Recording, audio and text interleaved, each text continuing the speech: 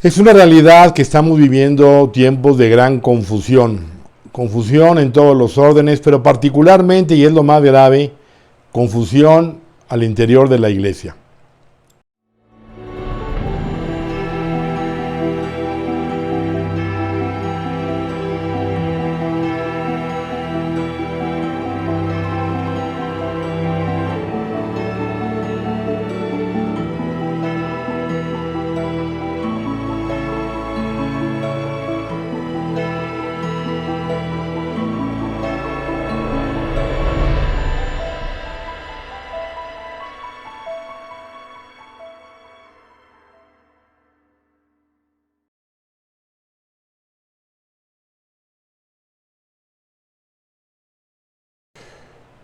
La iglesia, que es el cuerpo místico de Cristo, la esposa de Cristo, porque fue profetizado, está pasando una dura batalla.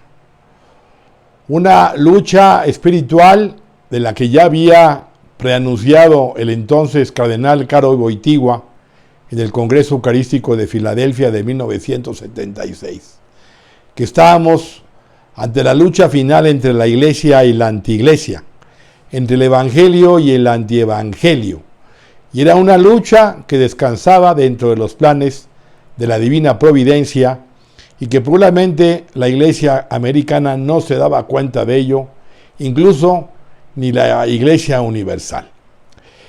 Esta confusión, hermanos, que estamos viviendo, que no solo se da en el ámbito litúrgico, pastoral, doctrinal, moral, que ha hecho que haya división entre obispos, sacerdotes y cardenales, y donde ha habido una gran rebeldía en contra del vicario de Cristo por una serie de razones, sino que también esta división alcanza a los laicos, aquellos que, por ejemplo, promovemos el mensaje de la Santísima Virgen María, u otros que promueven otros movimientos, otros proyectos en relación a la Eucaristía, a los sacramentos, al rezo del Santo Rosario, o a otros movimientos que han sido influjo del Espíritu Santo en los últimos años en el mundo entero, en el mundo católico. Esta división se ha ido haciendo cada vez más patente porque hay quienes piensan que el Concilio Vaticano II no es de Dios, que es un concilio instigado por Satanás, que la misa actual, llamada misa del Novus Ordo, o la misa de Pablo VI, tampoco es válida, que la única misa válida es la misa tradicional o la misa de San Pío V, que se celebraba en la iglesia hasta el año de 1967. Que las personas que comulgan en la mano cometen un pecado. Que las personas que no se arrodillan ante el Santísimo también las son juzgadas y condenadas. Incluso todos aquellos que aceptamos a Francisco como vicario de Cristo, estamos también fuera de la iglesia y nos tachan de ciegos porque no nos damos cuenta que en la silla de Pedro está sentado Satanás. Todo esto, hermanos, es gravísimo. Uno de los principales mensajes de la Santísima Virgen en sus apariciones auténticas es que a pesar de la dificultad que está atravesando la iglesia, a pesar de la mala vida de sacerdotes, obispos y cardenales, a pesar de la confusión que estamos viviendo, tenemos que permanecer firmes en la iglesia de Cristo, amarla con más intensidad, amar a sus pastores, pues ellos representan a Jesucristo, perdonar sus fallas, rezar por todos ellos, por su conversión, rezar también por los jerarcas de la iglesia, y también la Virgen en sus apariciones actuales insiste en que tenemos que estar unidos al vicario de Cristo.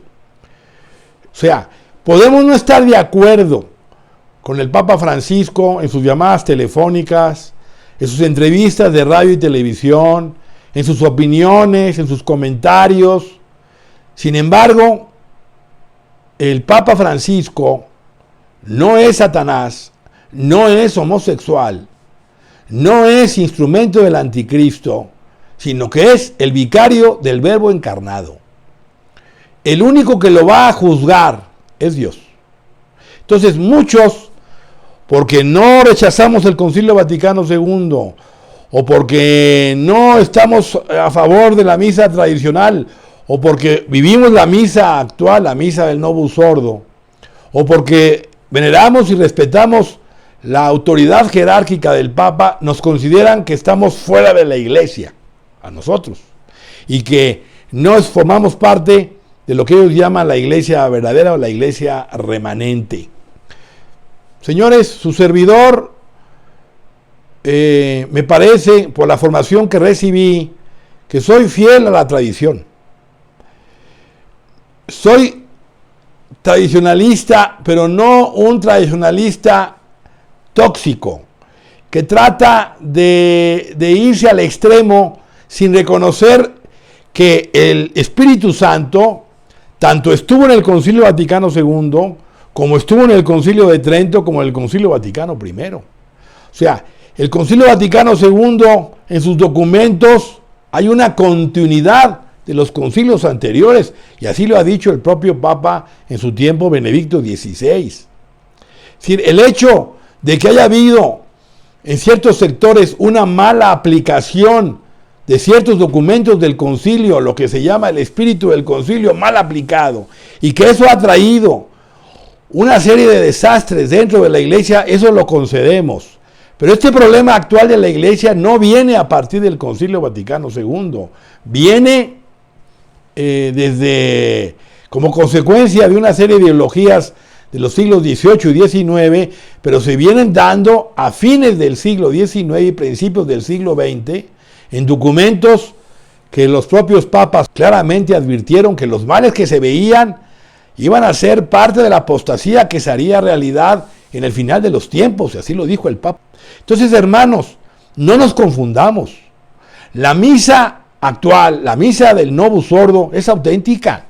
Hay sacerdotes que la celebran muy bien, que la celebran correctamente. Eso no quita que hay los menos también sacerdotes que lamentablemente ofician la Santa Misa de una manera muy lamentable. Pero nosotros, los que vamos a la misa del Novus Ordo, la misa actual, la que promovió Pablo VI, Juan Pablo II, Juan Pablo I, Benedicto XVI y el Papa Francisco, estamos convencidos que esa Eucaristía es la renovación del sacrificio incruento hecho por Jesucristo en el Calvario. O sea, lo tenemos claro.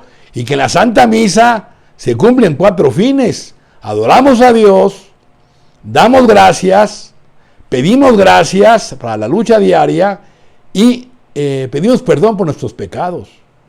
Entonces, es muy lamentable que esta división se vaya cada vez haciendo más profunda en ciertos laicos que claramente, incluso en las redes sociales, se atreven a denostar, a juzgar y a condenar al Papa Francisco. Entonces, hermanos, hay frases lapidarias, una de ellas de San Ambrosio, donde dice, y la voy a decir en latín, ubi Petros, ibi Ecclesia, ibi Deus. Donde está Pedro, está la iglesia, está Dios. Y también tuvo otra, no se puede tener herencia, aparte de la herencia de Pedro, si no estamos adheridos primeramente a su sede. Y el Papa Pío XII, en el documento sobre el místico cuerpo de Cristo, el 29 de junio de 1943, decía que corre grave riesgo aquel que quiera adherirse a Cristo como cabeza de su iglesia, si previamente no está herido a su vicario. Santa Catalina de Siena nos recuerda que al vicario de Cristo podemos no estar de acuerdo, pero hay que venerarlo, hay que respetarlo por su investidura, porque es el dulce Cristo en la tierra y hay que rezar por él.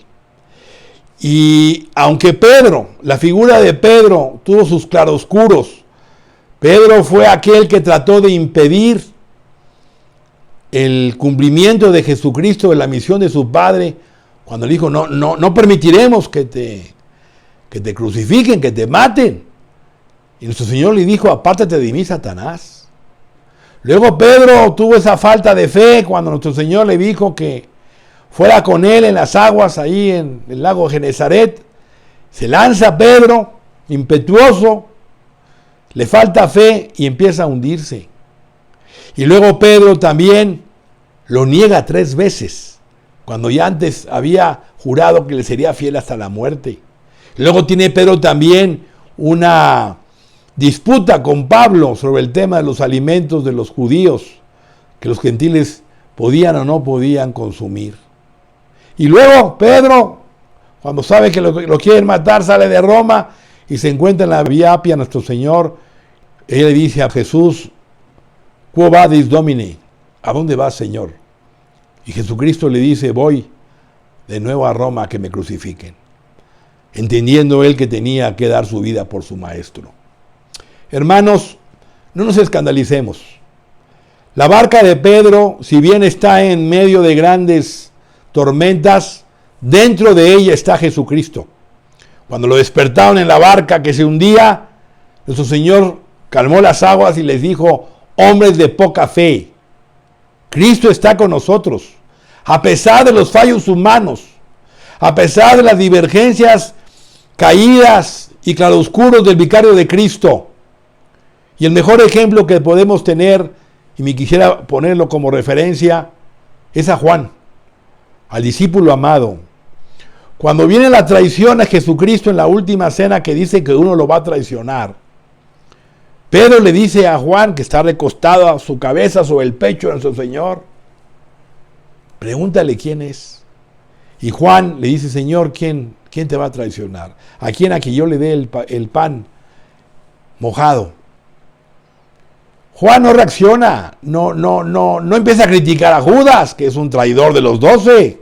No, él sigue recostado en el corazón de su amado amigo, de Jesucristo nuestro Señor, su entrañable Maestro. Y esa mirada a nuestro Señor en tiempos de tribulación y oscuridad y traición le da la fortaleza para estar como único apóstol al pie de la cruz junto a María, su madre. Y ahí está, como estará Juan también presente junto a María en los momentos de gran tribulación de la iglesia y de la oscuridad de la iglesia que va a venir todavía. Y entonces Jesús le dice a Juan: hijo, y a tu madre, madre, y a tu hijo. Y Juan se lleva a María con él. Es lo que nosotros tenemos que hacer: mirar a Jesús, no perder de vista a Jesús y llevarnos a María a nuestra casa, acrecentar nuestra devoción a María, porque María es madre del verdadero camino. Acuérdense que el camino era como se le llamaba a la iglesia primitiva, el camino. María es madre del verdadero camino que conduce al Padre. Y en estos momentos de dificultad de la iglesia, no nos apartemos de ella. Permanezcamos firmes en la iglesia de nuestro Señor Jesucristo. Ya habrá un momento en que tendremos que tomar una opción y una decisión, pero no nos salgamos antes de tiempo, porque entonces corremos el riesgo que en defensa de la doctrina caigamos en la crueldad del corazón y de la caridad, en la perversión de la caridad, y lo más grave, nos alejemos del cuerpo místico de Cristo, de la iglesia, cuya cabeza es el vicario.